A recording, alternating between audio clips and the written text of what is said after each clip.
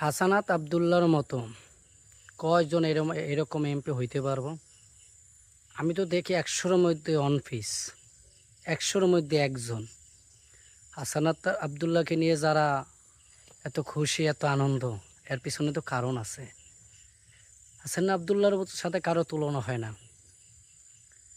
বৃত্তি পাইছে ১৫২ জন ছাত্রছাত্রী, তাদেরকে সংসদ ভবনে ঘুরতে নিছে, দেখাইতে নিছে, সরাসরি সংসদ ভবনের মধ্যে কী চলে সেটা দেখাইতে নিছে, এবং কি সরাসরি তারেক রহমানের সাথে দেখা করায় দিচ্ছে।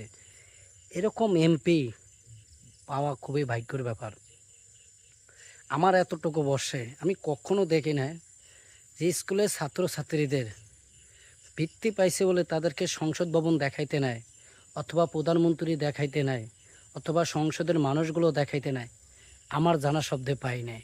কিন্তু সত্যি হাসানাত আবদুল্লাহর মতো লোক খুব প্রয়োজন বাংলাদেশে। এরকম এমপি যদি প্রতিটা ঘরে ঘরে, প্রতিটা জেলায় জেলায়, প্রতিটা জায়গায় হইতো, আমাদের বাংলাদেশটা কত সুন্দর না হইতো। হাসানাত আবদুল্লাহর সাথে কারো তুলনা করলে হবে? কারো তুলনা করলে হবে? হাসানাত আবদুল্লাহর সাথে কারো তুলনা করা হবে? ওর সাথে কারো তুলনা করা যায় না। হাসানাত আবদুল্লাহ ১০০-র মধ্যে একজন।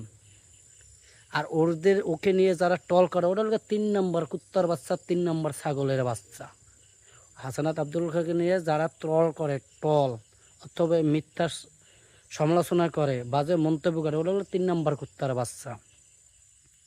তাই বলবো হাসানাত আবদুল্লাহ ভাইকে, জানি আমার ভিডিও তার সামনে কখনো পৌঁছাবে না, তার প্রতি সবসময় আমার দোয়া ভালোবাসা রইল।